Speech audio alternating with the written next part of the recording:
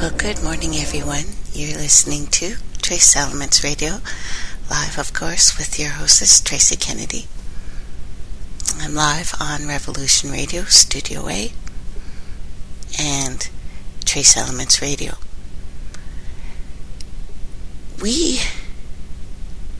I guess there's no light way to just jump into this, so I'm going to just jump in, and you guys need to hold on. Because there are some cemeteries, interesting, with this Christmas moon, this full moon. And I wanted to bring some of these to the attention of everyone listening. Numbers and dates. I know some people aren't into that, but we are going to be going into some detail on the meetings, things that we've said before. Now, I consider this next part, this is just taken from my personal worksheet, and I decided to just share it with you, because I believe this is another layer of confirmation to what many of us have known for a long time. It is the transition from our way of life into the next order. And it's going to take place soon.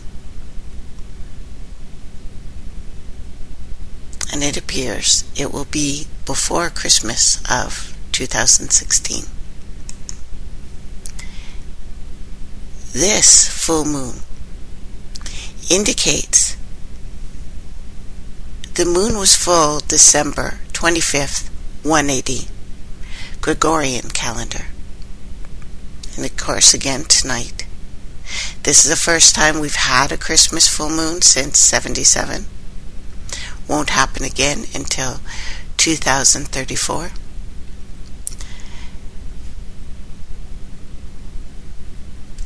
The December full moon is called the full cold moon because it's the last one of the year. It says NASA, which has a spacecraft called the Lunar Resonance Orbiter, right now looking at our moon, because they're expecting something. Now this is from them. As we look at the moon on such an occasion, Christmas, it's worth remembering that the moon is more than just a celestial neighbor. That's from John Keller, NASA's Goddard Space Flight Center in Maryland. The geologic history of the moon and the earth are intimately tied together, such that the earth would be dramatically different without the moon. Oh yes it will, because it's an egg.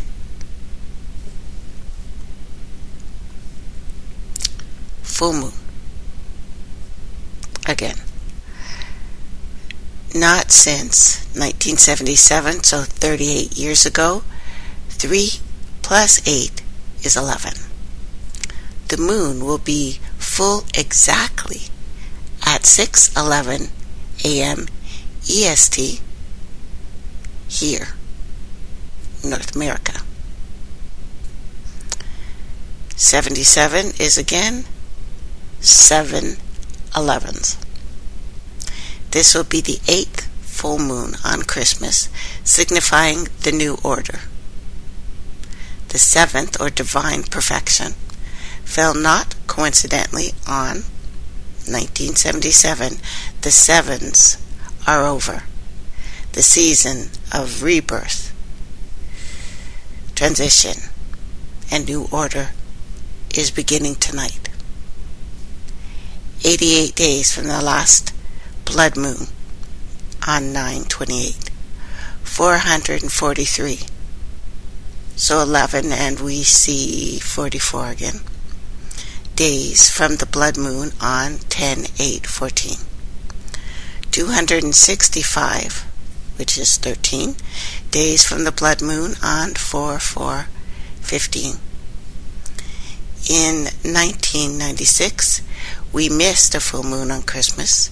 Instead, it fell on Christmas Eve, 3:30 p.m. EST. So take note of the 996 and the 33. A full moon on Christmas will not happen again for 19 years. There was a Christmas full moon, of course, 1776. It's interesting when we realize that the 17th of Tammuz, Hebrew calendar, fell on July 4th in 1776 and in 2015. Only 12 times in America's history, the full 239 years. There were only 3 Christmas full moons in all of the 20th century: 1901, 1920, 1977. So for the 19th century, we had 1806, 1825, 1863 were the years of the Christmas full moon. In total, we have 8 full moons on Christmas in America's 239 years, and 12 times America's birthday fell on the 17th of Tammuz. 8 means new creation, new birth, new order. 3 8 is the name for Jesus. 12 means sovereign, governmental, or divine order. This is, the 12. This is why the prophet, and there's many of them, and we'll go into that, always has 12 disciples. It's the wheel. It's the zodiac. It's why there's always 3 kings. That's Orion's belt. But it is the divine decree. This is the law and order. The establishment of structure by one God's hand. How he chooses to organize time, seasons, institutions. So a Christmas full moon occurred in 1863. 36 days after Lincoln gave the Gettysburg Address. 1863 is 18 or 666. And 36 is the inverse of 63. Now look at these numbers. 1 plus 8 plus 6 plus 3, 18. And there is an 18 in 1863.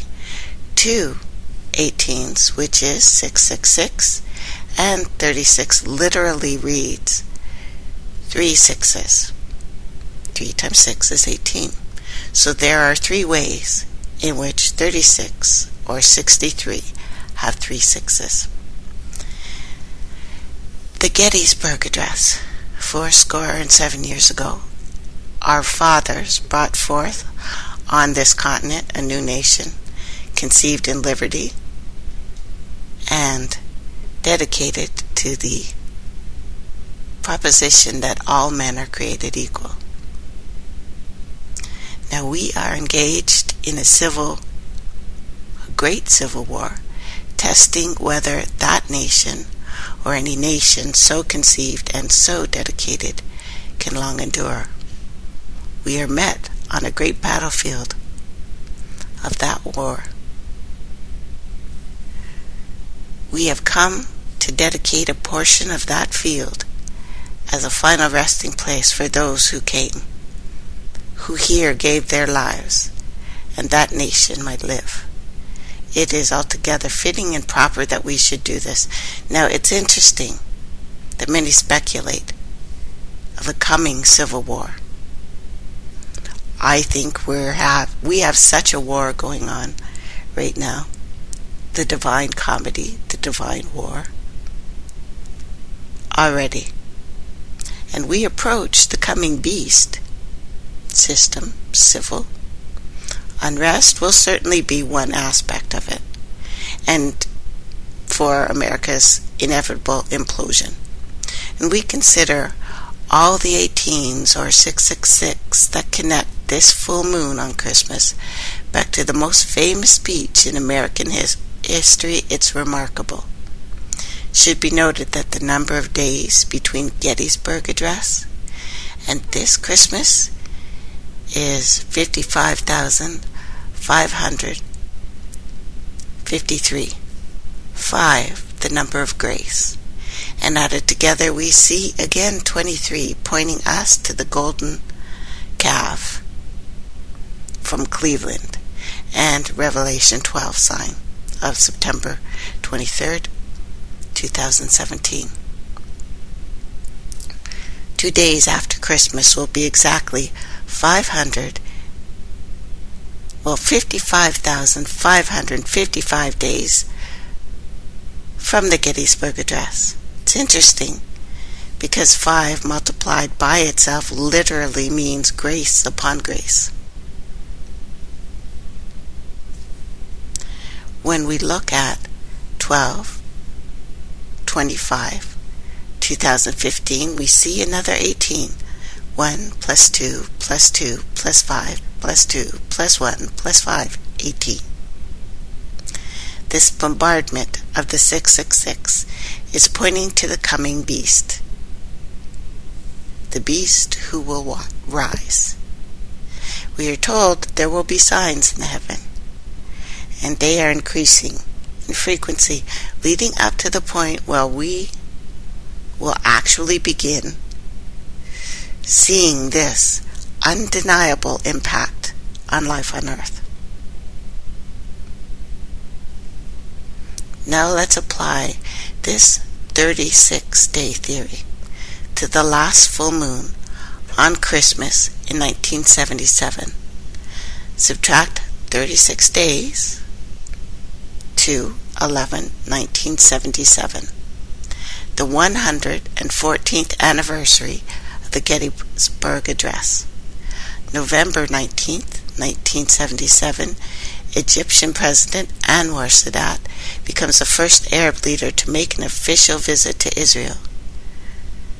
When he meets with Israeli Prime Minister, what's his name? Begin? Anyway, seeking a permanent peace settlement. We have TAP Portugal, flight 425 crashing into an airport in Portugal, killing 131, leaving 33 survivors. In other words, 38 years and 11 years ago, on 11/19, there were 33 survivors among 131 dead. Egyptian president became the first leader to officially visit Israel, Arab leader. Remember 19, the years until the next full moon on Christmas? Years separated the 1943 Israel statehood and the 1967 Temple Mount.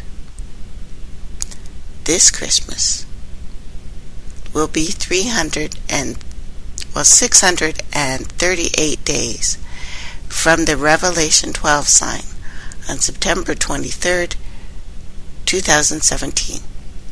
If we calculate the number of days inclusive, we see 639.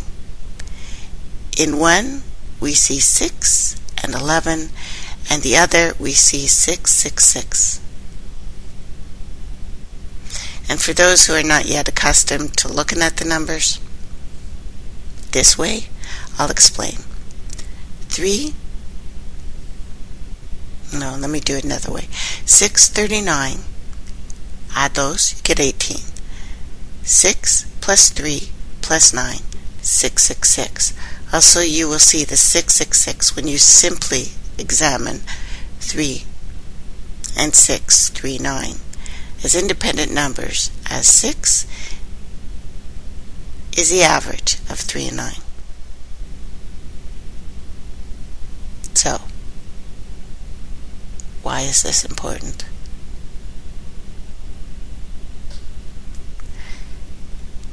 This is a message. This is the return. The actual return.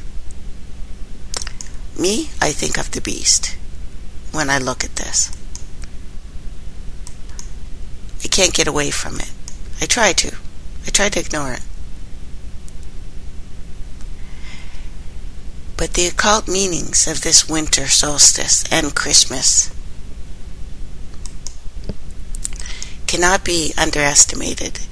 And when we have our Christmas Santa, who is made all jolly and sweet, this elf, to sell you Coke. Interesting to sell you Coke at a time when Coke really had Coke in it. And you gave it to the children. It's for the children.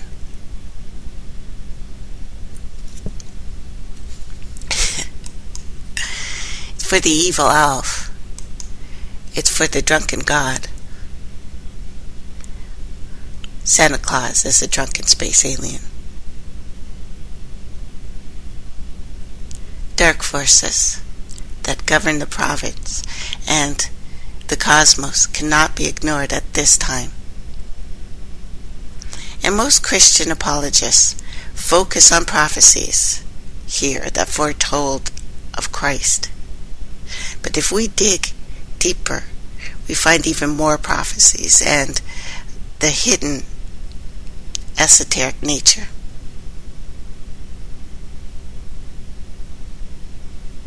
"888 is the number of Jesus Christ's name, according to Greek numerology. And Old Testament prophecies employed the number 888 over and over again. Calculations always reveal in the Bible the number 888 saying the Christ.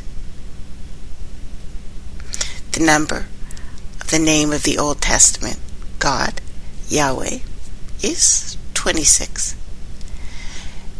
Mass extinctions happen every 26 million years, according to research of science now. Jesus eventually displayed his hidden knowledge of the cosmos when he described the concept of being hurled into outer darkness in final judgment. He had an understanding of the outer darkness, and it's consistent with scientific understanding of the Big Rift. We'll get into this in the new year. It's not for now. But the same things are being repeated to us over and over and over again. So the occulted meanings of this. Solstice, Christmas, the dark beast, where you put your kids on his lap. The roots here. Astrotheology, and I realize a lot of people say, well, that's just what? Pagan? Please, when we stopped looking inside, we looked up and saw those big shiny things and stars. 12 apostles, one guy, 13, 3 kings giving a gift, the return of the king, the lords of the ring. This is Law and Order in its deep meaning. It's become the basis for all chemistry, alchemy, Kabbalah, astrology, religion, all of them, all the ancient mystery schools, later used to manipulate the masses by hiding the knowledge of the consciousness from the people today as occultism, either light or dark, for an entire host of religions containing deep esoteric allegories, I guess. They know this. And are pandemic throughout every civilization on earth. But this points back to what I've been telling you, that this was rewritten. We're also going to wait until the new year so I can tell you how the Brothers Grimm rewrote the language and the first dictionary that was copied, so that this would be dark. all religions talk about a guy, a savior, the sun, which is actually the sun that we look up in the sky, the galactic crossing, the voodoo astrology, 12 signs. But they changed the date from the 21st to the 25th. It's not because Christianity went pagan. It's because it's from Rome. It was always pagan. They always knew this. Now,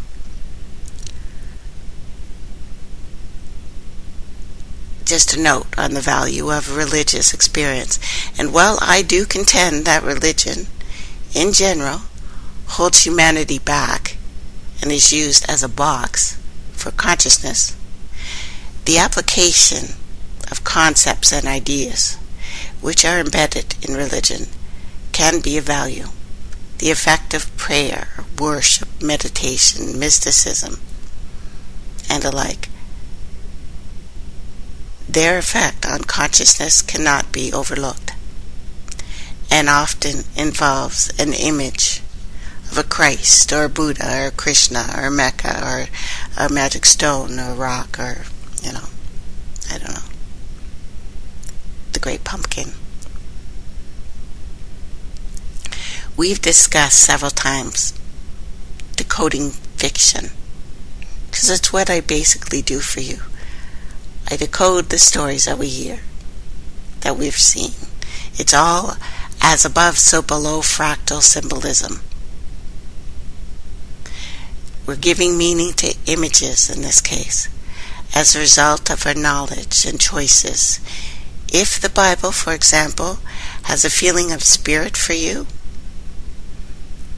then this reveals the change of meaning you've given it, and the charge, and the frequency, and the currency.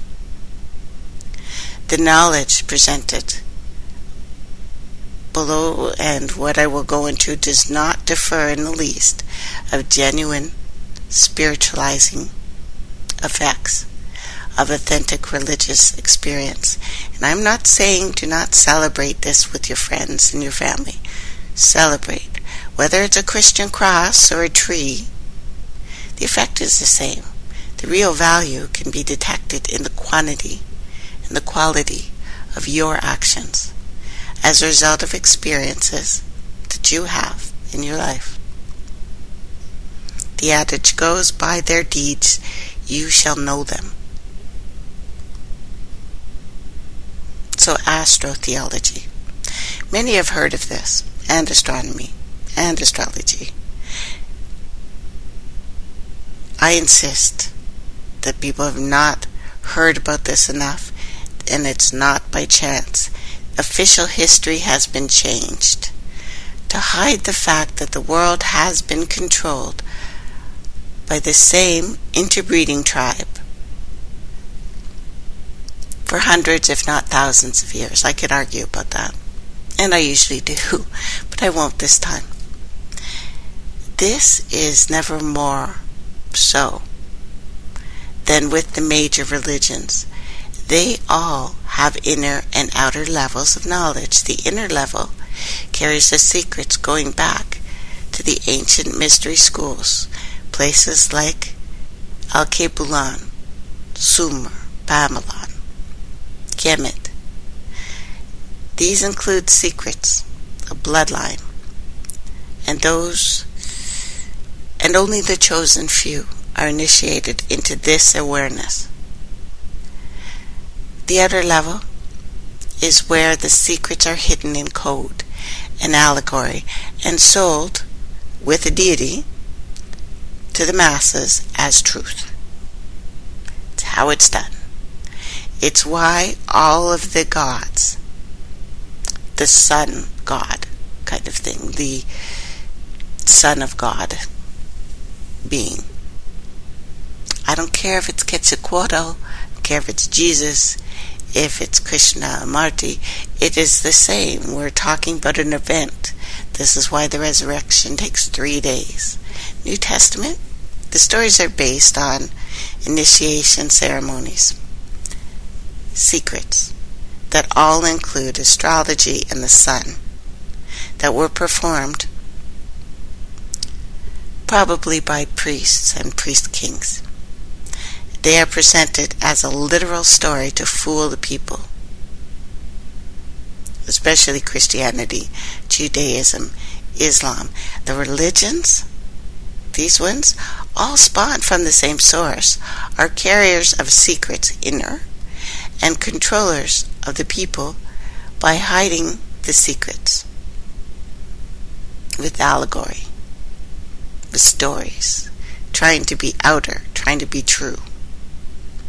The same basic Jesus tale, the Son of God who died for humanity, was told around the world thousands of times before Christianity, unless one guy, or a group of 4 guys, which I contend is closer, changed these things.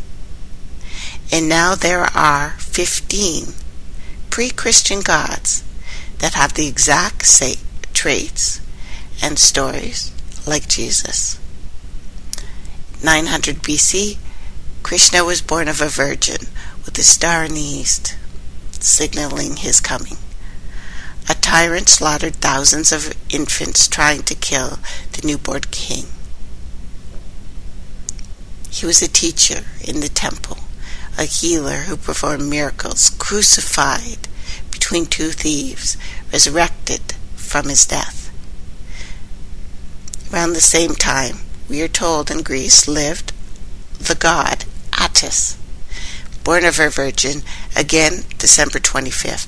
Now, we know that the galactic event starts on either 21st or 22nd. It's been moved, but it's the same event. Now Attis, again martyred on a crucifix, died. For 3 days resurrected. Mithra, Persian god. We are told 1200 BC, born of a virgin, December 25th. Traveled with 12 disciples, performed miracles, died for 3 days, was resurrected. We used to look up and know what this meant. He was actually called the truth and the light and worshipped on Sunday. I still look up. Now the very basic storyline came out of Constantine's Council of Nicaea. The stories we may have known before, but I'm telling you, our people used to be able to look up and know what this meant. Christianity is elements of Roman belief, particularly Mithra. As the protector of the empire, Mithra, closely tied to the sun gods, Helios, Apollo. Mithra's birth, again, changed to December 25th, or may have been 25th, and they just moved it, and then built their little calendar around it. But it was always close to solstice. That became Jesus' birthday. Shepherds were to have witnessed his birth, were to have partaken in the Last Supper with Mithra before he returned to heaven. Mithra's ascension, correlating to the sun's return to prominence around spring equinox, became Christian holiday of Easter. Christians came or took over a cave temple dedicated to Mithra in Rome, exactly on Vatican Hill, making the seat of the Catholic Church. Christians did not take over that hill. The popes are directly related by blood to the Roman emperors and their inner circle. It's the same guys. Why make a new story when you got one that's working? And it's all about you not being in charge of you. The Mithra priest title was Pater, Patrum. Later became the title for the Bishop of Rome, Papa, Pope, the Pole, the Pole. That's why Santa is still the same guy. From the North Pole. Travels down your chakras. And out your fireplace. It's dirty when you look at it. It's creepy when I look at it. The fathers of Christianity are the fathers of Rome. They are the priest kings. They are the dark side.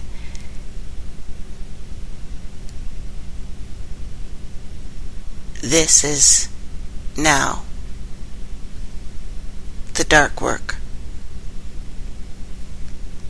Always has been the dark work. Everything we are told about Jesus, the Romans and the Persians believed about Mithra. Before that, ancient history, it was people who actually looked up in the sky and saw the crossing. Now Sunday, again, sacred day for Mithras because he was a sun god. And they called this the Lord's Day. The writer, H.G. Wells, pointed out that many phrases used by Paul for Jesus are the exact same as those used by Mithra. Exact one.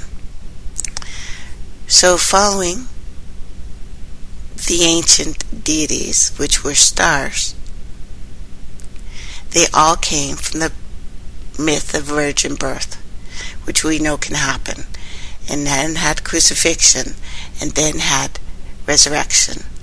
Krishna of Hindustan, Buddha of India, Sylvana of Bermuda, Zulus and Osiris of Egypt, Odin of the Scandinavians, Crete of Chaldea, Zoroaster, Mithra, Baal, Tout, Indra, Bali, Jao,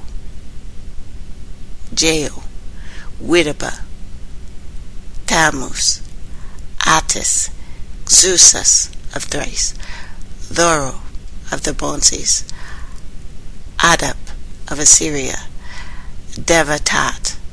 There's on and on and on and on. Thor of the Gauls, Cadus of Greece, Hill and Fata, Genet, Quetzalcoatl, Prometheus. There's even 2 in China. The world had 16 crucified saviors before Christ. We are told part of the truth, not the truth. Their stories have been changed so we would forget they're talking about the heavens. Most people aren't aware that there are identical teachings of Christianity all over the world. It's why we sometimes argue about whose story it is. I don't care whose story it is myself. I want to know who made it.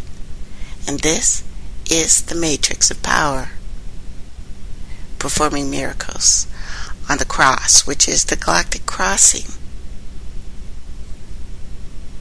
It's all related to winter solstice, midwinter festival, when the sun is at the most powerful point in its cycle in the northern hemisphere. This is why all peoples, all religions have a story of the fall of man. But before the fall, there is the golden age. Let's look at that. Seasons. When our people lived on the land in new seasons. When a tree becomes golden, the leaves fall. That's it. The days of darkness, that's just December event. The fall is just the trees and the leaves falling. That used to mean something to us. So anyway, they said that on the solstice, December 21st, 22nd, the sun died. 2 days later, on the 25th, that's probably why they said 25th. I got to use that in there. They said that the sun was born again. Thus we have a long line of sun gods given a birthday of December 25th. The Jesus, the Gospels, is a symbol. The stories include a host of other mystery school knowledge, esoteric concepts. 3 days, 22nd, 23rd, 24th. Sun rises at the exact same latitudinal declinations degree. This is the only time in the year that the sun actually stops its movement northward or southward in our sky, depending on where you live. On the morning of December 25th, the sun moves 1 degree northward, beginning its annual journey back to the north, ultimately bringing spring. Anything steadily moving all year, then suddenly stopping for 3 days, is considered to have died. Therefore, God's Son, who is dead for 3 days, moves 1 degree northward on December 25th, symbolically born again. Sirius, the brightest star in the night sky, is a star in the east. December 24th, it aligns with the 3 brightest stars, where? Orion's belt, which have been called all over the world since ancient times the 3 kings. The 3 kings line up perfectly with Sirius, pointing to the exact spot in which the sun will rise next morning. The larger constellation in which this takes place is known as, well, to the ancients, as the manger, the cradle, which is visible just before dawn on the 25th.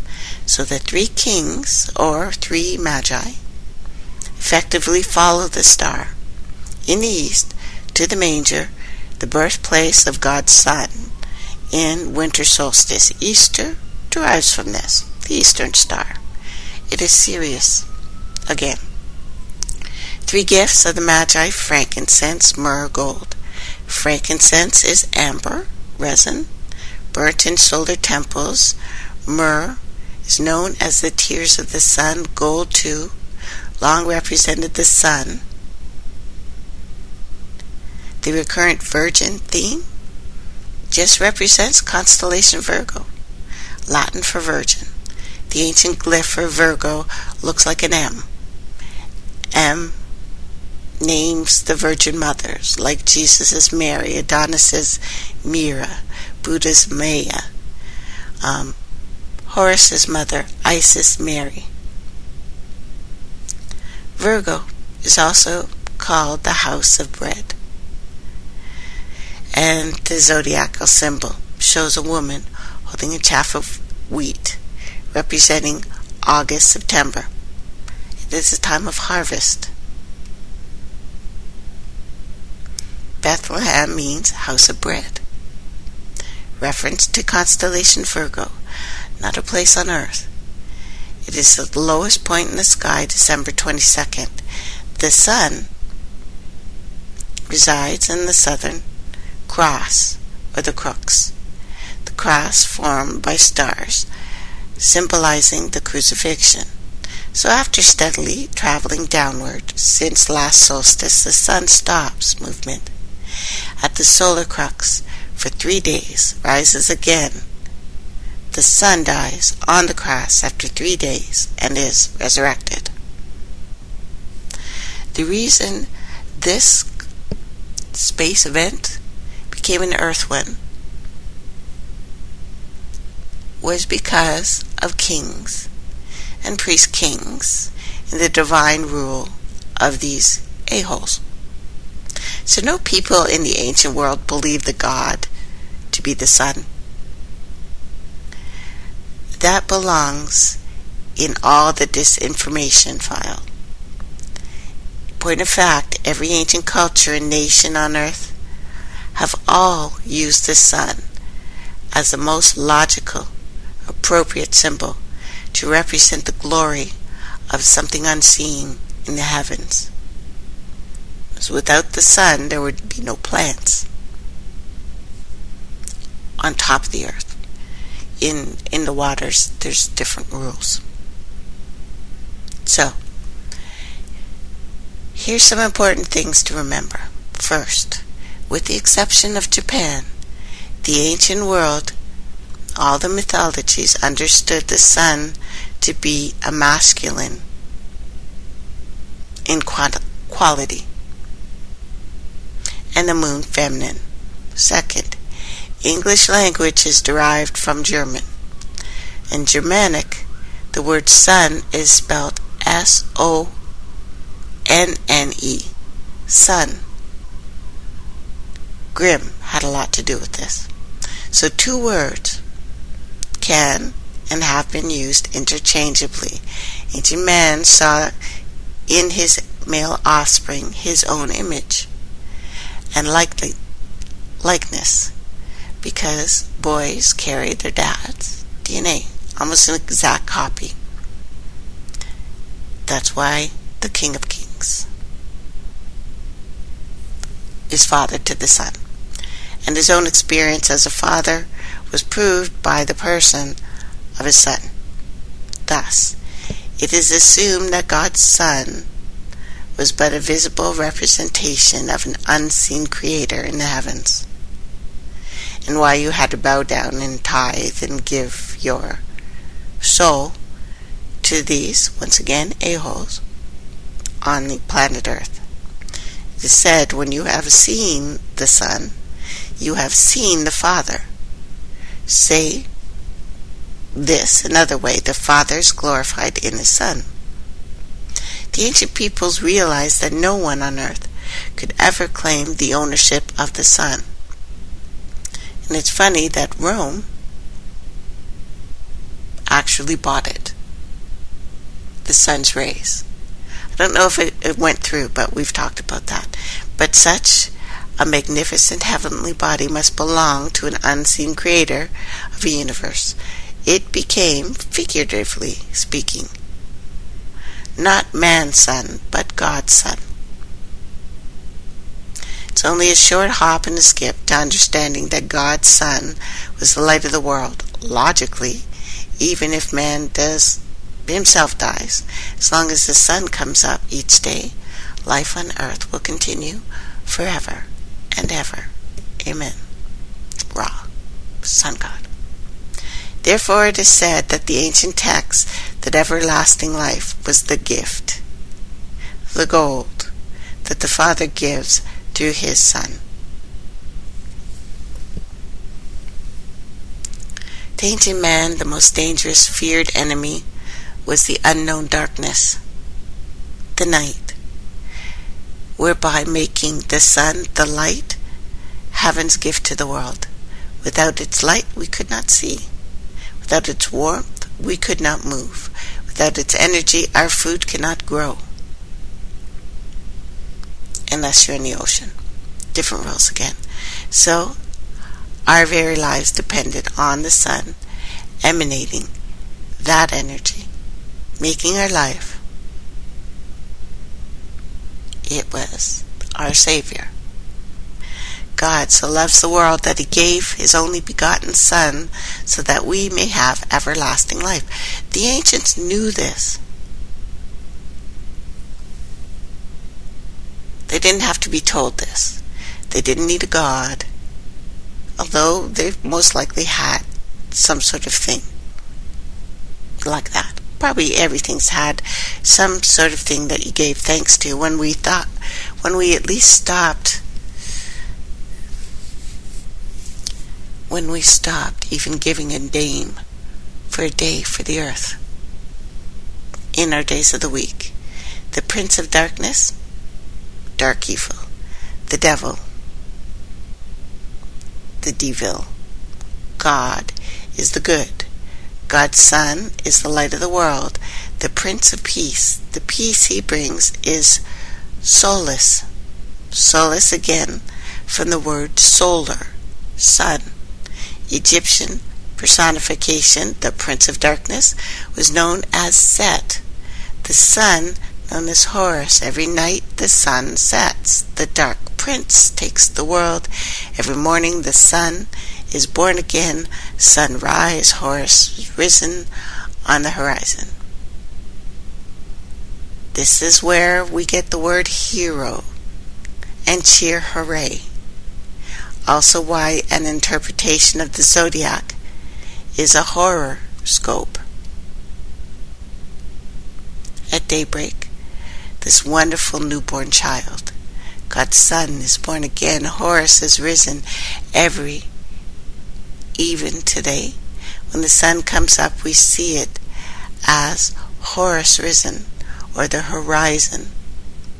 His life is divided into 12 parts, or steps across the heavens. Each day, 12. Horus is 12 hours. This is the origin of the modern 12-step program. Horus is the newborn sun, the bringer of light. Later he became the devil. But there needs to be a bad guy.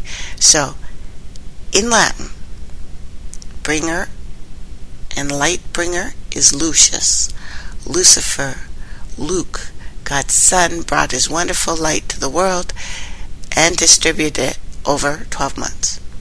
So it said God's Son had 12 companions, helpers, that assisted his life-saving work.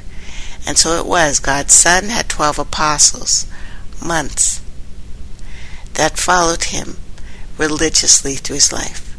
Incidentally, now you know why the American jury system has 12 jurors who help bring the truth to light with the light of truth. Keep in mind, God's Son symbolically represented the light of truth, but was condemned by his enemies who could not endure the light of truth in their life. When we confronted with harsh realities of light, the light of truth, which we do not wish to face, which runs counter to your views, such truth is judged in your mind, or judged in the temple area of your brain, and put to death in your head.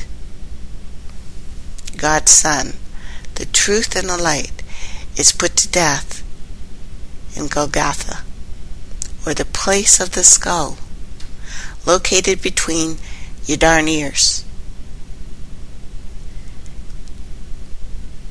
This putting to death of the light of truth in your mind is always accompanied by two thieves: regret for the past and fear of the future. And of course, God's Son goes to his death wearing a corona, a crown of thorns. So your temples at the Golgotha, which means place of the skull, God's Son, the light of truth, is judged, crucified, along with two thieves, past and future. The sun's corona, the plasma, the atmosphere around the sun, allegory, and used as the sun's crown of thorns. Cultures all over the world kept track of time, seasons based on the movement of the sun. They invented circular sundials, sun calendars, which daily and yearly recorded time. Lunar calendars record months.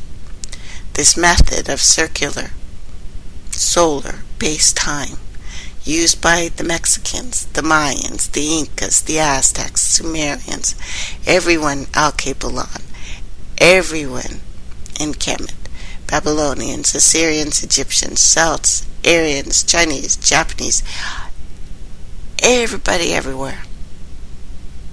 And we made it pretty much the same. We all knew these myths. That's why it didn't take that long for them to take us over with their strange circular language.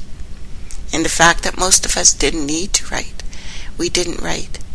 Rome did not want us to have the printing press so we could even read what they were putting in that book.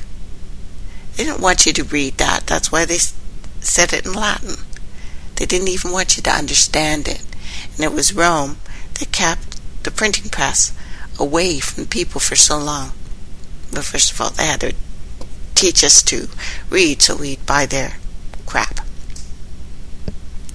So out of these solar, circular, pictorial sun calendars developed the Holy Cross.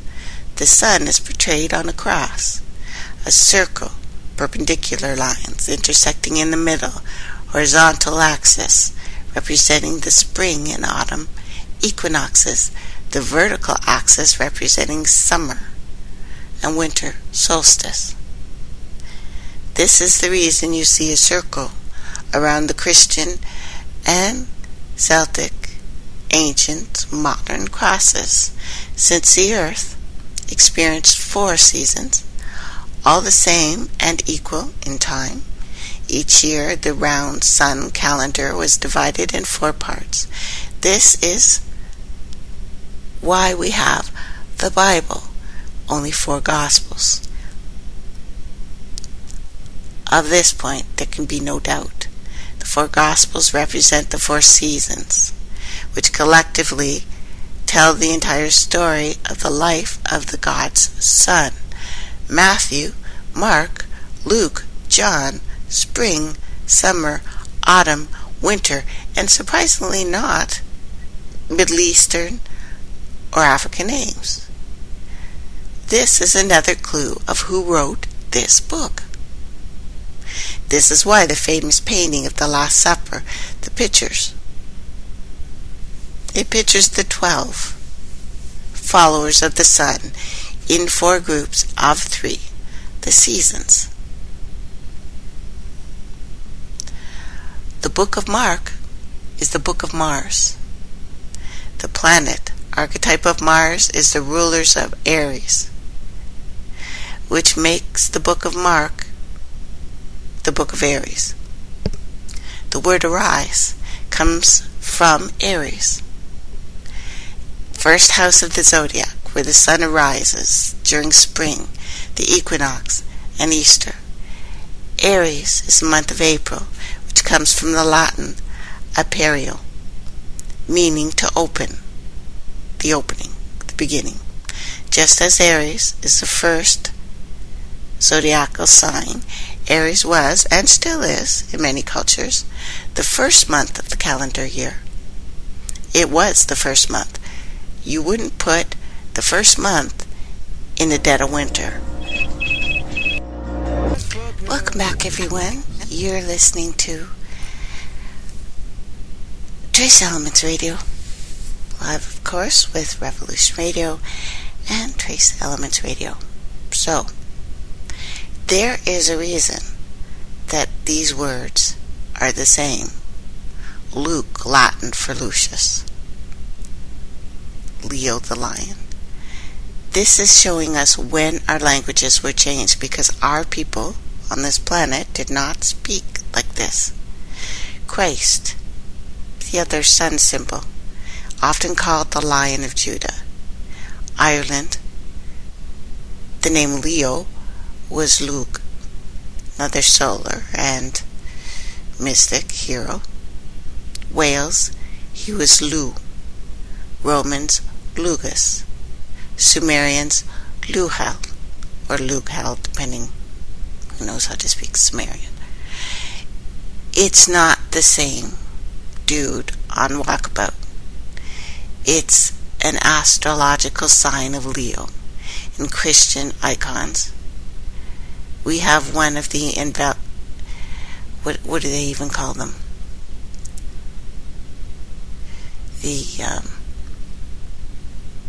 I don't know, evangelical people represented by a lion. In the nativity scenes, we have 4 animals around a cradle of the Sun King, the Sun God. One of these is a lion. Christians believe that there was one in the area, I guess, and just happened to wander into the inn take a peek at the sleeping child. Good thing it wasn't hungry. The book of Matthew, or Mat, is Ma'at, the Egyptian goddess.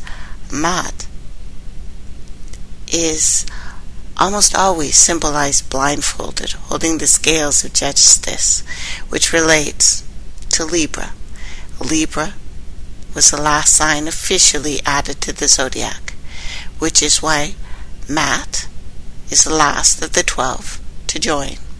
Symbolically, also, symbolized sometimes by an eagle, Christianity, because Aquila, the eagle, is closest animal to the constellation Libra. Mat is actually pronounced Mayat.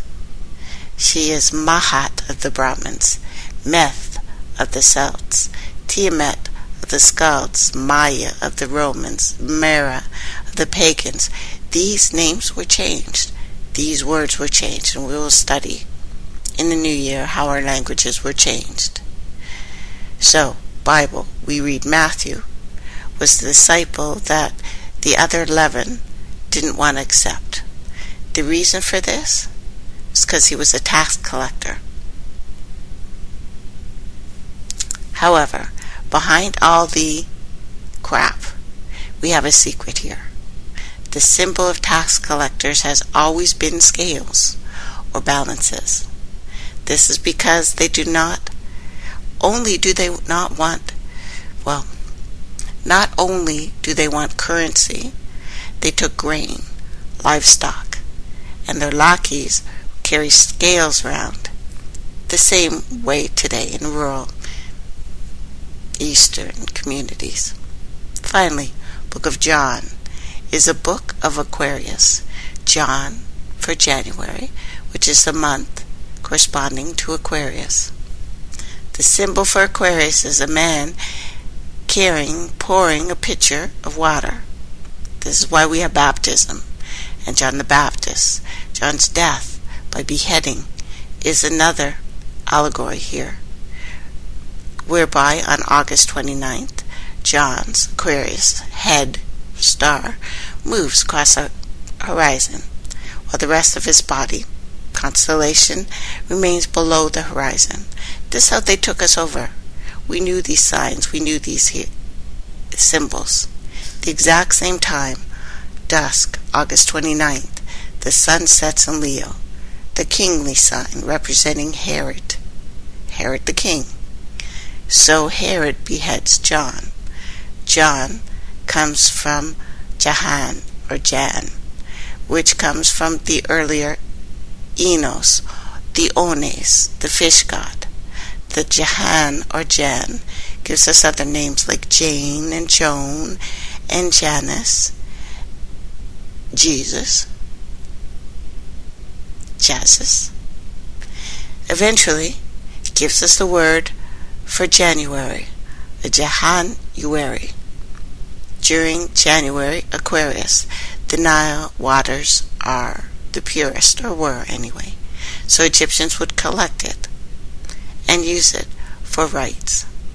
The sign of Aquarius was changed, but now associated with baptism, cleansing, purification by water. This was borrowed, like all things were, from the Israelis. It finds its way into the Christian traditions. We all are studying the exact same thing. We are following the same thing. That is not ancient, it is new, although we knew these signs and symbols. But we can see that the Gospels clearly detailed the signs of the zodiac.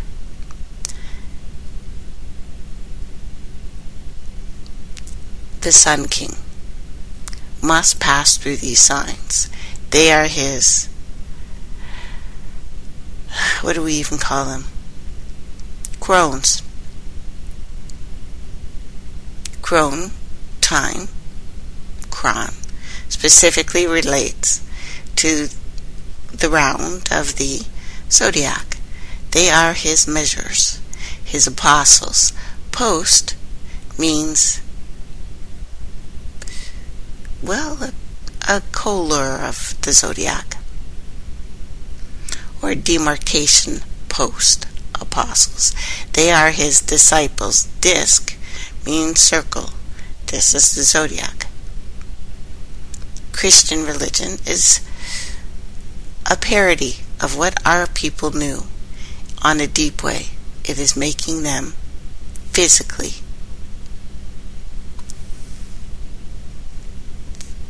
and, well, they want your thoughts. They do. They want your thoughts. It is now the esoteric, because we have Santa. Christmas is ancient. It has nothing to do with pagan. But the Romans that took over, same people of Rome, called this holiday Saturnia, which was a week long of lawlessness, December 17th through the 25th, that honored Saturn, included sacrifice, intoxication, naked caroling, rape, especially of children. During these 7 days, there were no punishments for breaking any laws, according to Roman law. Around 4 AD, Saturnia changed to Christianity, I guess in the hopes that they would convert everyone into Christianity without knowing it, and by promising that they would still celebrate Saturnia. They just changed the name. It was something we did anyway, or was done anyway, or at least the Romans did it. We probably always celebrated this day in one way or another, but because Saturnia did not follow anything close to Christian or principles that we used to believe in, leaders designated the last day of Saturnia as the birthday of Jesus. Roman Catholic Church under Pope Paul II forced Jews to run through the city naked as tribute to Saturnia.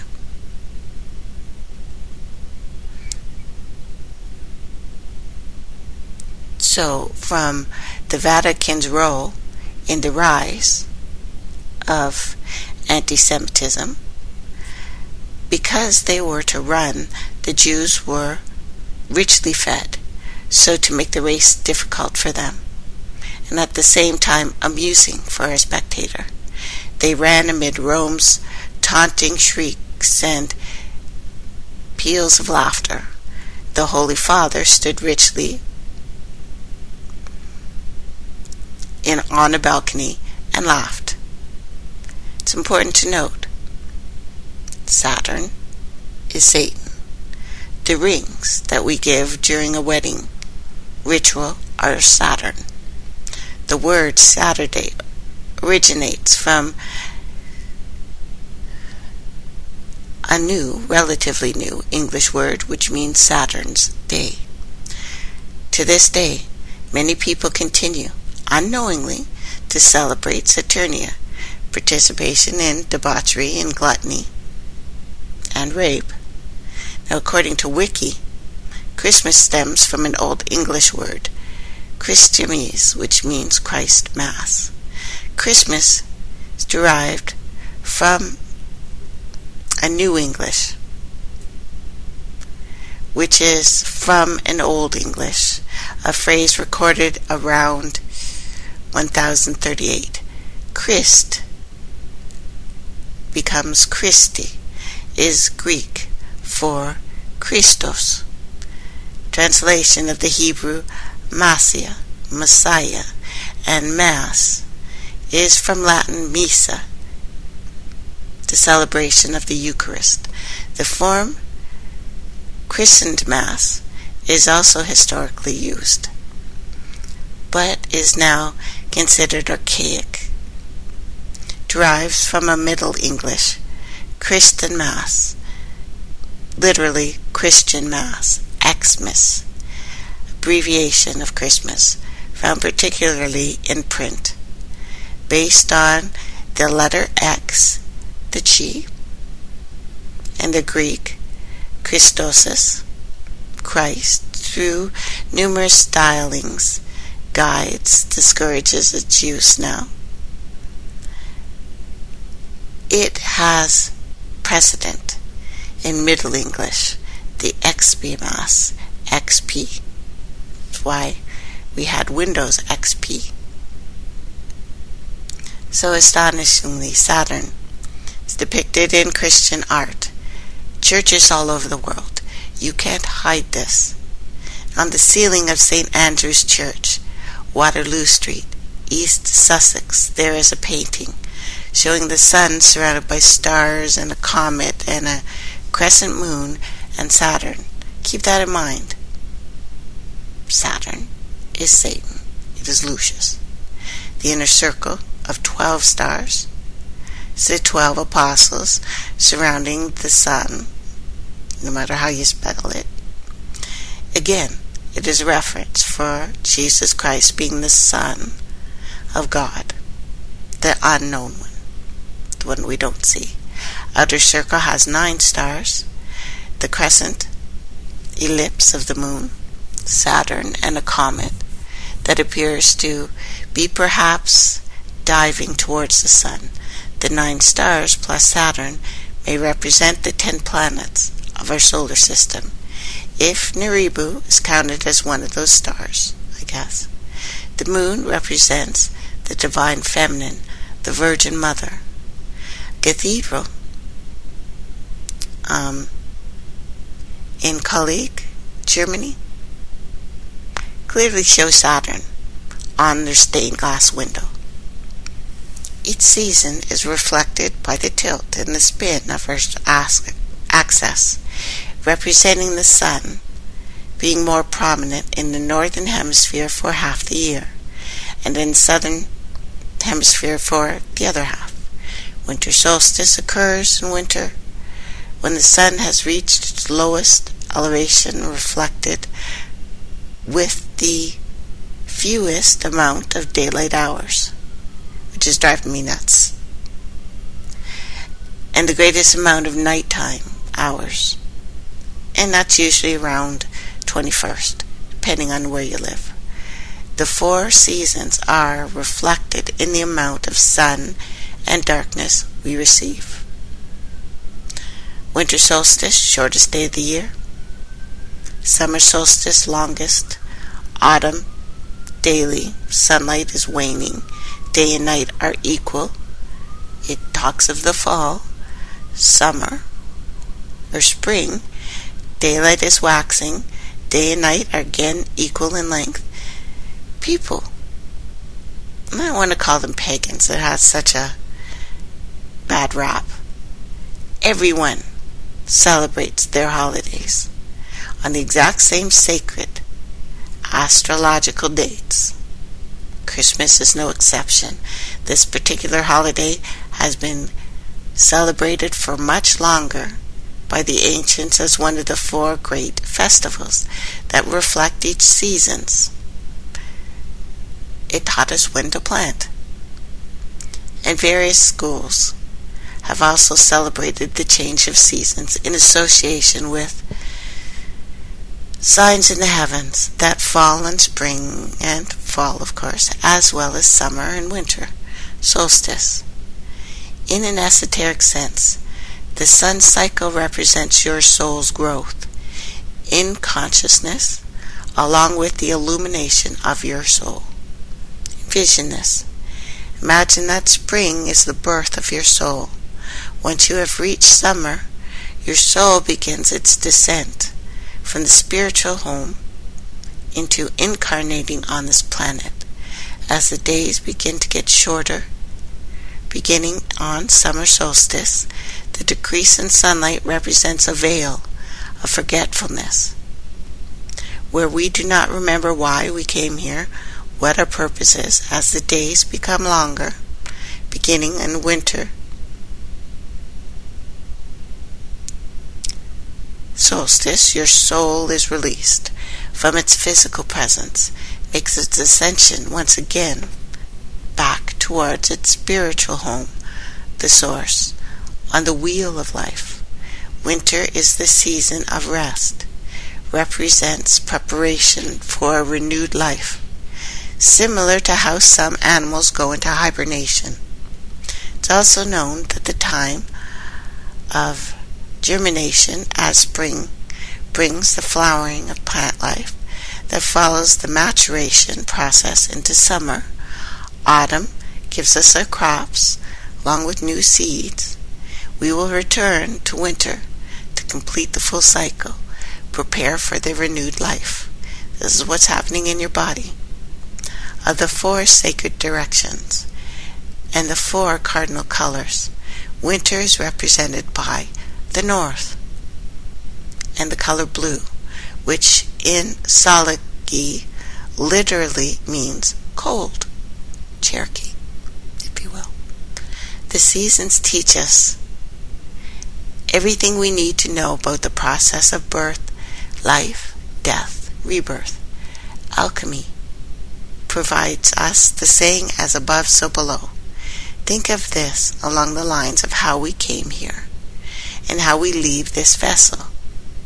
As the sperm fertilizes the egg, we go through maturation process that is identical to the exact number of days of both the maturation of corn from a seed along with the gestation period of a woman to give birth to a child.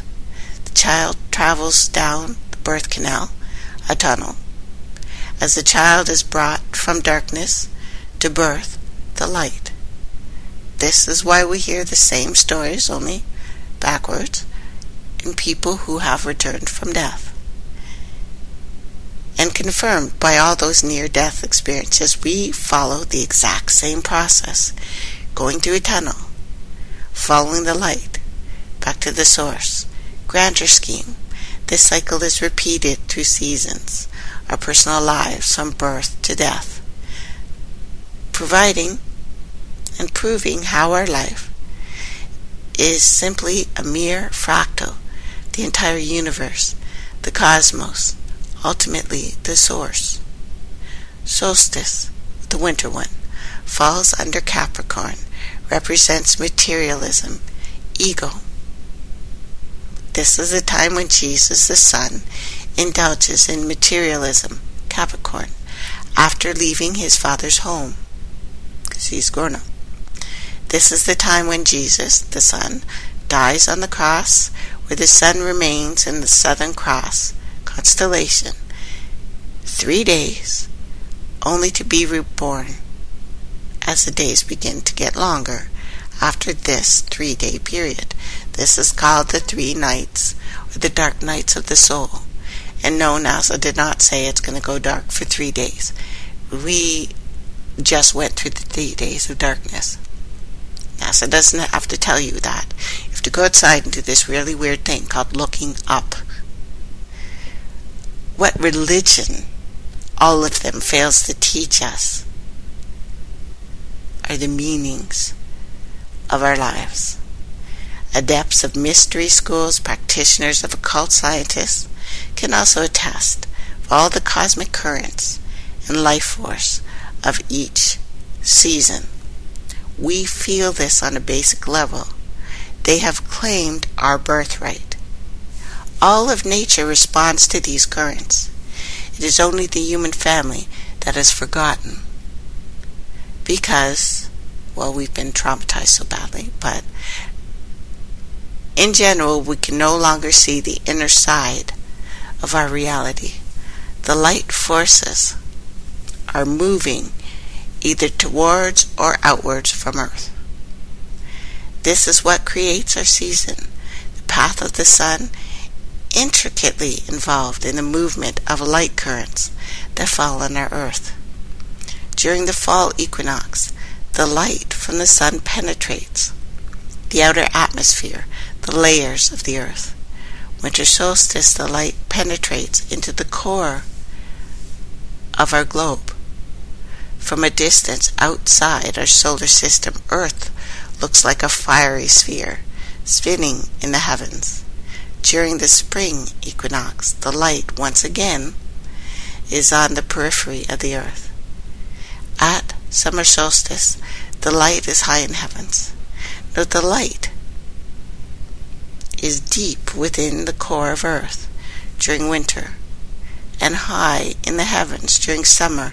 It is a metaphor, and it is a reality on the inner levels. We can minister to our own personal psychology if we attune ourselves to the influences of different radiances of light falling to earth each month during the solstices and the equinox. Chinese mystical system has a name for each hour of every day. So each hour of every day could be used to strengthen yourself. Light waves descending to and ascending outward from the earth are an occult fact, are a fact in real life, meaning an inner reality most don't want to see anymore. Those of us desiring a more complete communion with the spiritual forces must come to intelligent terms with this reality, for it's the movement of these ever-changing currents of light poured onto earth that provide our evolutionary growth, which happens quick, not like we were told by what's his face, you know that guy. These are surges of power. They propel all kingdoms on earth upward, lift the spinal spirit of fire of the body into the heart and the head centers, and have an effect of providing illumination for those of us who are prepared to intelligence and intentions to participate. We are supposed to be bringing these energies up and out. That's why I got a little problem with Santa. And I'm not going into Santa so much today because I have to be honest with you, I scared the crap out of myself. I had a dream. I connected to that Bacchus Pan spirit, and I had a dream. More than a dream, a vision. You know, I was always taught that dreams you can learn to control, visions you can't. So I got to look at this horned beast. Not a big fan. I'm not. I'm into the festival and the merriment and the big food, but this beast, that is the beast. This is not light and dark here. We're talking evil. Not a good plan. Not a good idea. It's why it terrifies the children.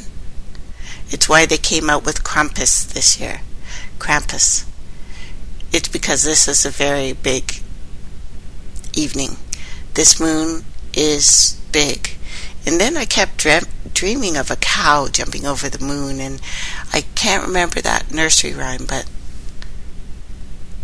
guard your soul tonight. Probably means nothing. You could probably ignore it, but just in case.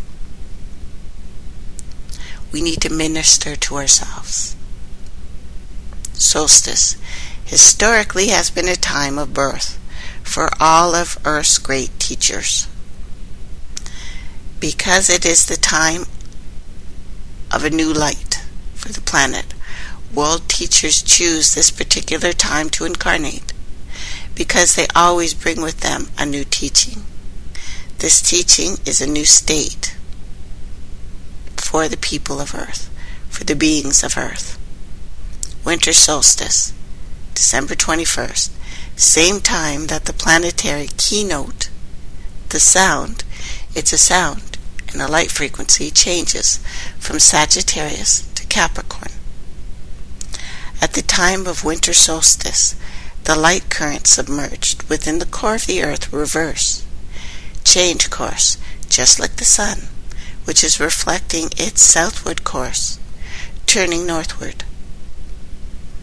A reverse movement of any planetary body creates a powerful force until the new motion or path stabilizes. So, from December 21st to midnight on the morning of December 25th, there is a powerful force field of light and radiation enveloping your soul, this planet.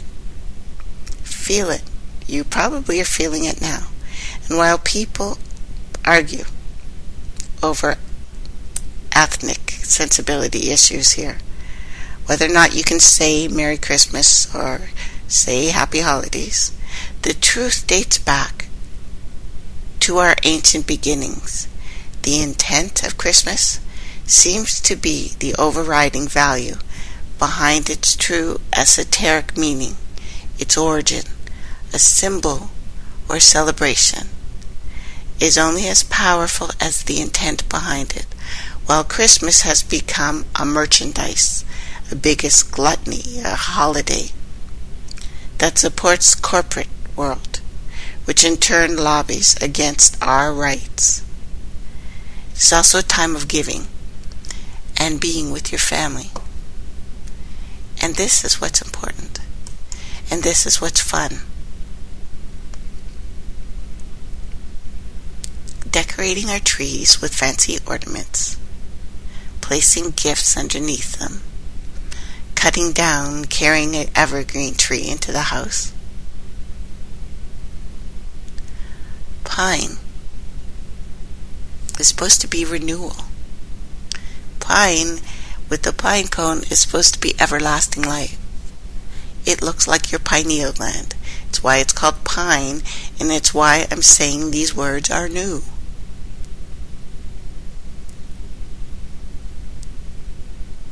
DMT. Even the story of the red and white magic mushroom. There is no DMT in that. There is DMT in us, in our pineal gland. And it's created through meditation and birth and death. It is our pine cone. It produces DMT.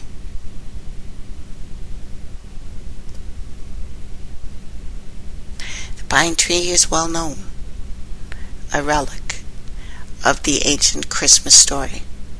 Under this tree is those who are deemed good, finding their reward in the form of a present, a gift. But it is not supposed to be physical gifts that we are getting. Something else. The red, the green, the white, Christmas colors comes from the evergreen tree.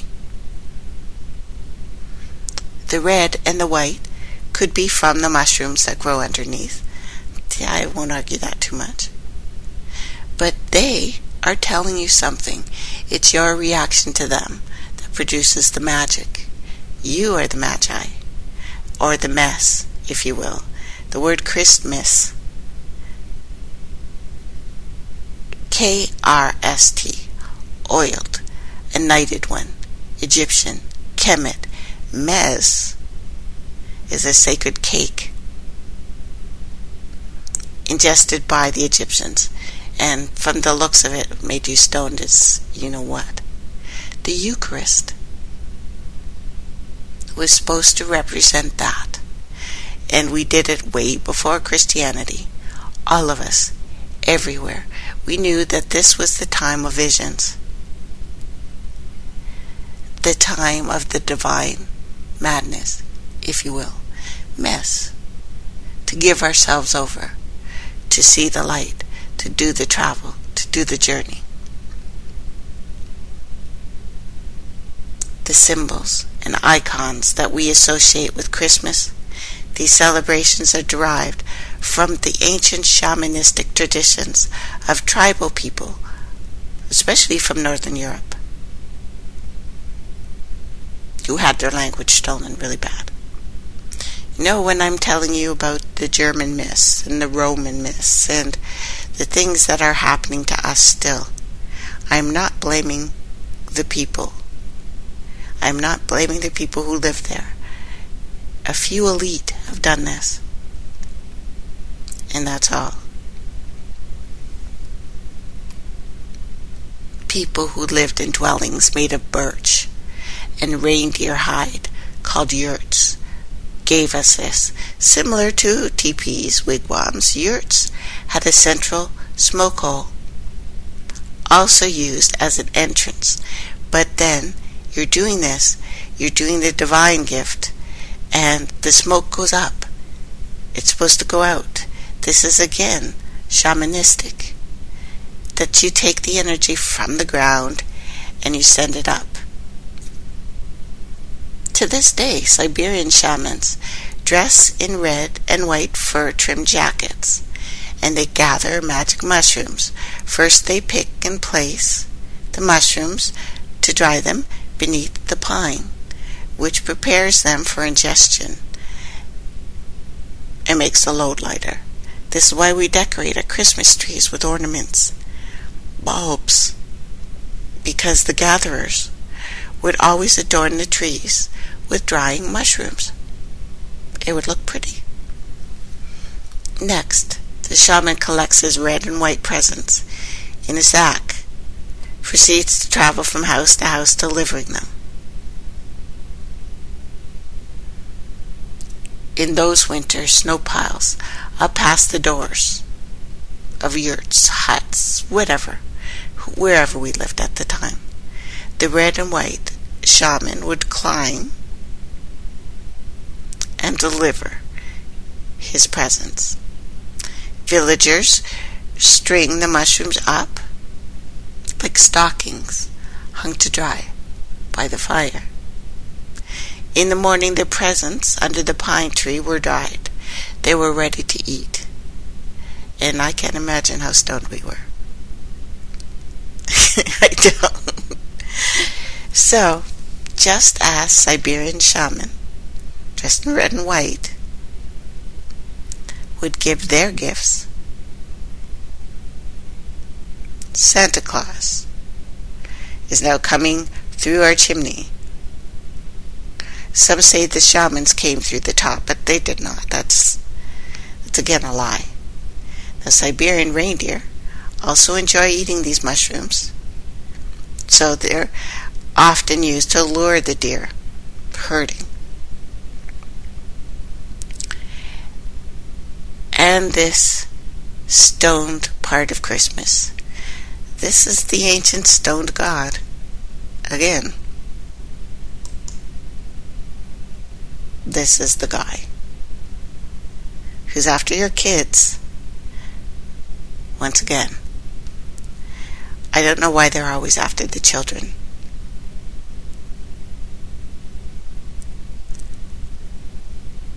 But all of these stories, Santa Claus is coming to town. He sees you when you're sleeping. He knows when you're awake. That's scary. You better not be looking at me. Scary thing. Probably why I had a nightmare about it. And then St. Nicholas, supposed to be the patron saint of children. Second most revered saint in Russia, second only to the apostles. What he was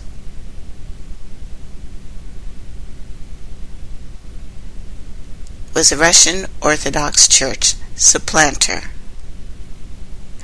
that took the native people's highly respected local shamans and killed them. That's St. Nicholas, protector of children. The shaman is a holy man, well acquainted with a form of spirituality that incorporates all the plant ethos, the near-death experience. St. Nicholas was not a shaman. He just took the symbolism, the coloring of his robes, and killed the people. You know, it's an interesting play on words. Another name for a large cap mushroom is toadstool. So if Santa is a mushroom and a mushroom is a stool, when children sit on Santa's lap, they are sitting on a toad stool. Santa's famous magical journey, where he takes a sleigh around the whole world in one night, developed from the heavenly chariot used by the gods. from whom Santa has taken over. The chariot of Odin, Thor, Osiris, is now known as the Big Dipper. It circulates around the North Star in a 24-hour period. Different versions of the same story. The chariot is pulled by a reindeer or horses. But if you look on my page, traceelementsradio.com, you will see the first image of Santa riding a reindeer with 8 legs. That is Loki's son. And he does not ride through the heavens. He rides through the underworld.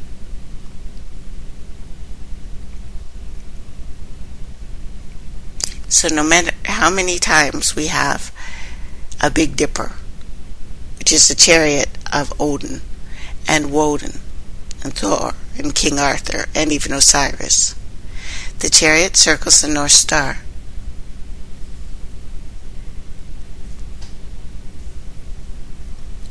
And you need to stay off this thing. This is an old tradition. The birth of Horus, the goddess, Virgin Mother Isis, is perhaps one of the oldest myths. And scary.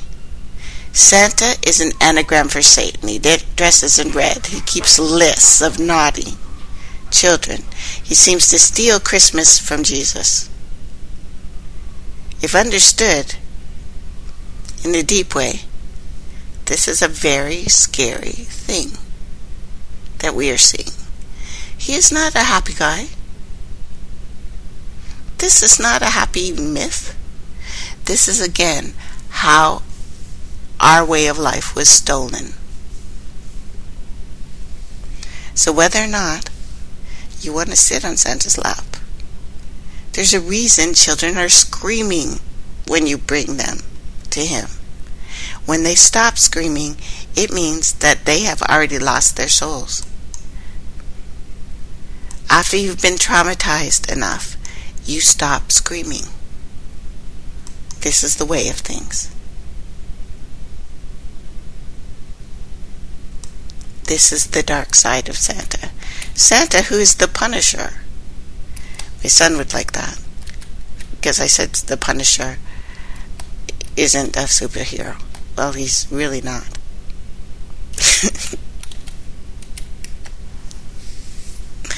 He's not. This is the dark side. This is the occupying of our North Pole. Our beloved stories. Our television holiday specials. This kind, jolly elf.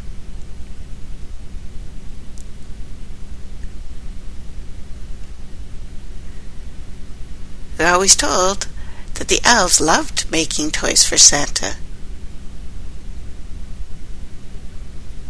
Do they?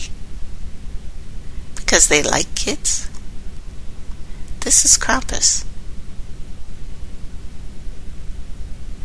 This is what this thing is. And while children are being told and are trying their hardest to stay up late to catch a glimpse of this thing, Austrian children cower in fear that they will be whisked away by Santa's not-so-jolly companion. The naughty list will lead you to a lump of coal. All the images I found of the old Krampus depict a hairy beast, ram horns, dressed in red, hooved feet, canine incisors, packed with a blood-red mouth, because he was eating the children. He is the terror of Christmas, the wearing of and thrashing about in heavy chains, like in that movie. It symbolizes his bond with the devil as he carts away the naughty on a one-way ticket to hell. Krampus' role as a dark shadow proves that there are two sides to everything here. Stemming from Germanic folklore. It was not until the 17th century that Santa's evil solidified in his role as a Christmas tradition in Central Europe. Jolly Saint Nick is new, delivers presents under decorated trees. Krampus throws children in a sack and starts giving some corporal capital punishment. Tales describe Krampus leading the naughty children to death by eating and drowning and beating with birch tree branches. Legend has it Krampus wanders the streets on the eve of St. Nicholas Day. Actually December 6th, but he stays around for the whole month.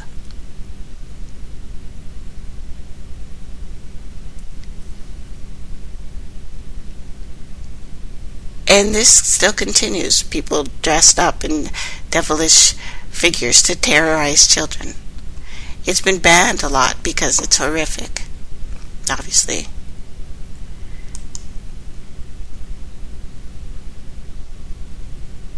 But the dark side of Santa, how can it be ignored? He was the beast. Not one of them, but the bad guy. Showing, I don't know how more demonic you get into this. This is an old thing that we had in our heads. Way before Rudolph. And the new film hitting the theaters right now, Krampus? A tale of deadly holiday spirit who cares nothing for your milk nor your cookies. Krampus creature has its roots in a very real tradition that viewed Christmas as something horrible. Way before Jesus and his December birthday bash. Bavarian folklore that the Brothers Grimm were commissioned to write gave us a horde devil, or god, terrorizing villages during a snowy season, pushing and judging wayward children. This is Old German, means claw. It's why we still have Santa Claus. It's why Santa has a claw, because Krampus was clawed. He knows when you're naughty. Disturbing part of the holidays. It was something you were supposed to lock your doors. Tradition told that during the first 2 weeks of December, young men dressed up as Krampus and roamed the streets, frightening children with chains and whips and bells. It appeared as a guy with a staff, goes back to Horus, or a pagan phallic symbol that also came handy for beating children. Connections with later what would become initiation rites of covens, rites that entailed binding and scoring as a form of mock death. Early elves? Well, believed to be stories about the kobolds, the elves, the dark ones. They were not happy fairies. They would grab you and take you, rape you sometimes, the rattling of chains. Later, Christians started using that as an attempt, I guess, to bind the devil. But again, it is something much older. And you had to watch your tongue too, along with a birch branch, horns, chains, claws. Another way to know you're dealing with an authentic Krampus. He had a long, lolling tongue. Gross. And he would trap children with his tongue.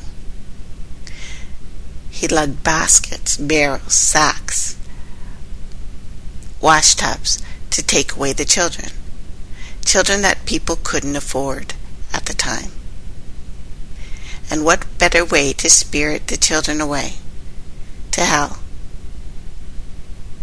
was Krampus's dinner table. Remember the story Pan's Labyrinth? There was this thing who had eyes in his head. It was a really creepy image that looked like he hadn't eaten in months, who would lay out a table and welcome the children in.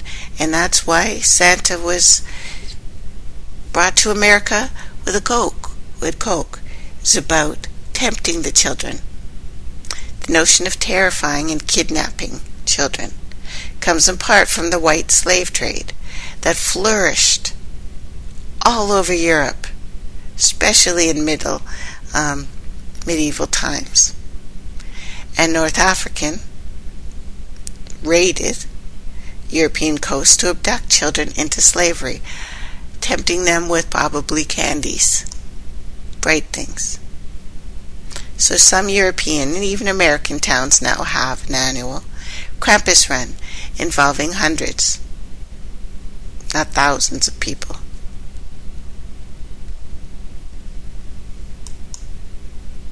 And good old-fashioned alcohol, of course. Grandpa likes your cookies, your milk.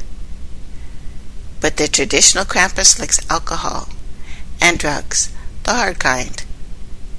So it would be more appropriate to offer him, schnapps.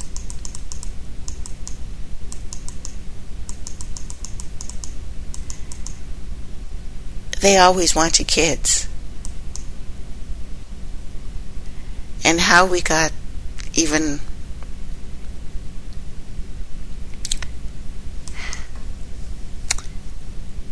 how we allowed this, I don't know. But using enough of our old knowledge, the things we would have known, this thing is the Antichrist. It is. Not the coal-bearing ho, ho, ho, but ho is what shepherds used to call in the sheep. Come, ye little children.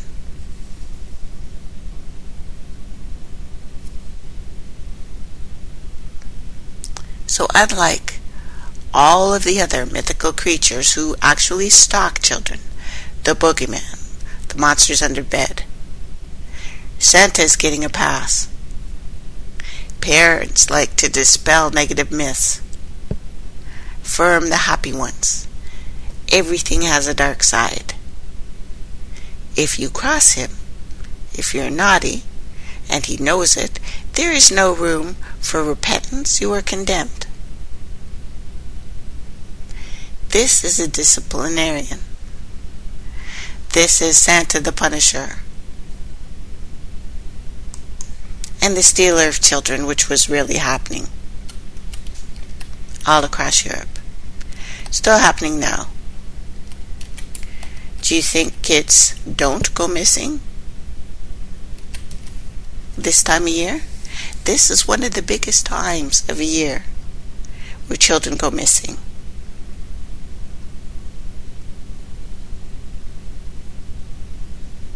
So Christmas with the Punisher is not exactly happy, is it? And what it's doing to adults, infiltrating your dreams, guard yourself tonight, because the dark one comes. Isn't that a bright, cheery, happy Christmas? I still want you to have a Merry Christmas, and